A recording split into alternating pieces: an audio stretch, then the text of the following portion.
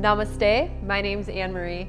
Welcome to the Sattva Connect mini-series, Gemstones as Yogic Support Tools. In this episode, we'll continue to explore planetary gems and talk about the precious gems that are associated with the different planets. So before we begin, let us first again revisit precious gemstones. So precious gemstones tend to be more rare. So this is because they often spend more time in the earth.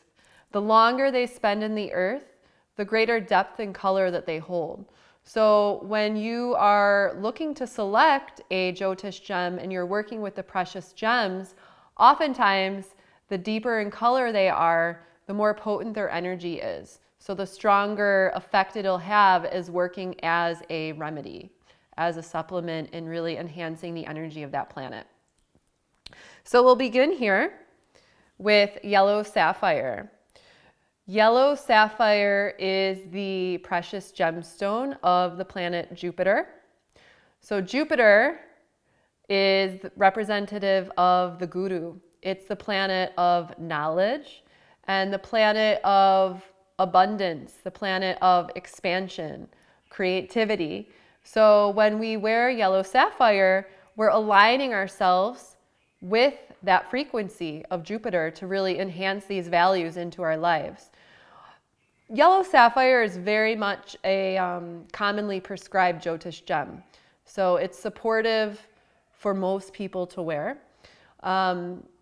Now, again, like I said, when we look at the color, the deeper hue of the yellow sapphire, the more potent, the more powerful that it'll be.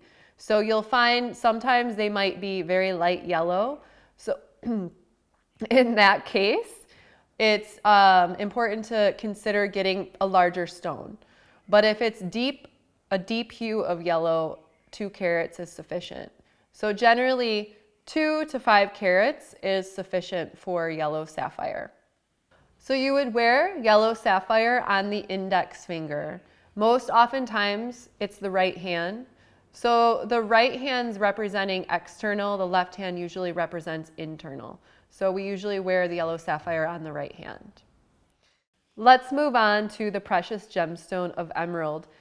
Emerald is associated with the planet Mercury, which is the planet of communication, leadership, the planet of transactions, also represents the intellect. So when we're wearing emerald, it also helps us to invoke these qualities and refine our intellect. It can also help to calm down thoughts, calm down the mind, to bring greater clarity into the intellect. So emerald is a very beautiful, precious gem, and it's gorgeous hues of green. And you'll find a wide variety of different shades of green with emeralds. Like I said before, the deeper in color, the higher quality the emerald is. It's also a very soft gemstone. So oftentimes you might find that for maintenance, emerald can be oiled to help it keep its luster. But once we start wearing the emerald, it actually begins to absorb the oil of the body and keeps that beautiful natural luster. Emeralds oftentimes have what we call an inclusion, which is completely normal. Inclusions can be small lines that you will see visible to the eye in the gemstone. So they're just small lines within the gem. But again, remember that that's perfectly normal for emerald. So that doesn't mean that it's of lower quality. It's very much normal. To find an emerald with minimal inclusions would mean that it's a very high quality stone, but also the price point can tend to get really high with that. So emerald is very neutral, very powerful to wear, supportive in dealings with business, in teaching, anything related to speaking, speech, and leadership. So emerald is worn on the right pinky finger. Sometimes in certain situations, it can be prescribed on the left pinky finger, but most often it's the right. And then we move on to the gorgeous hues of ruby. So ruby is the precious gem that's associated with the sun. So the sun, what are the qualities of the sun? Illumination,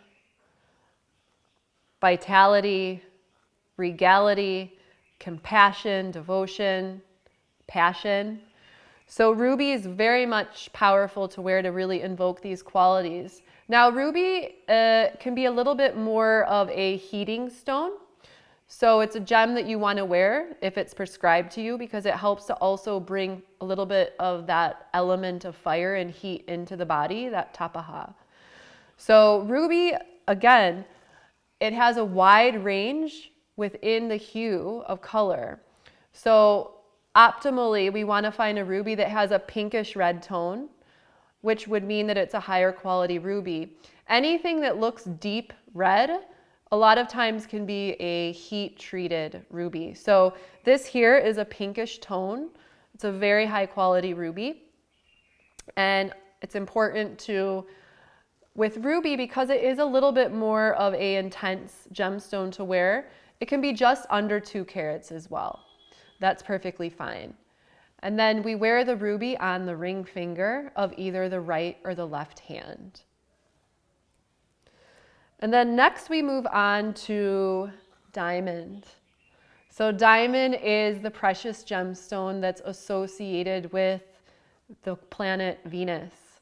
So Venus really represents that Shri value, that abundant value of life, that affinity for fine things, that connectedness to all things creative, all things beautiful, and really that fulfillment in life, that experience of joy and bliss in all the surroundings, that experience of abundance consciousness. This is Venus.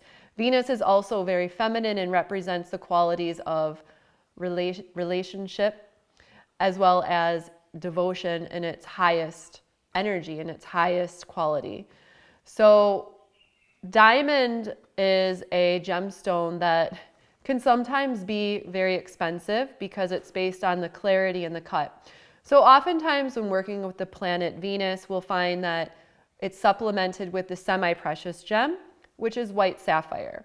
And white sapphire is perfectly supportive to wear in place of diamond when you're working with the planetary energy of Venus.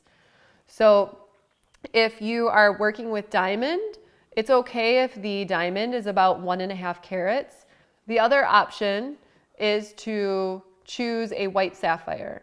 So optimally, the white sapphire would be between 2 to 5 carats to really invoke those qualities of Venus.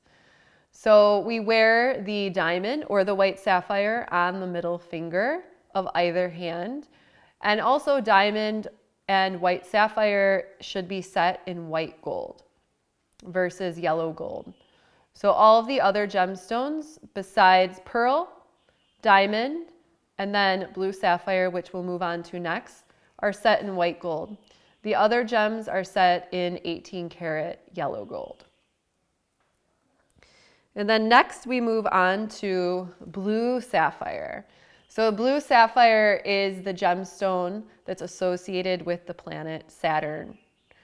So Saturn qualities. So Saturn is another guru planet.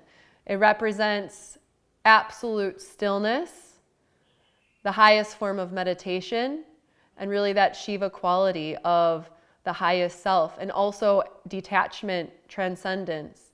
So Saturn's a really powerful planet when we are tuning into these values within our spiritual lives, coming to stillness, really slowing down and immersing ourselves in that consciousness state of Shiva, that absolute stillness where all knowledge reveals itself.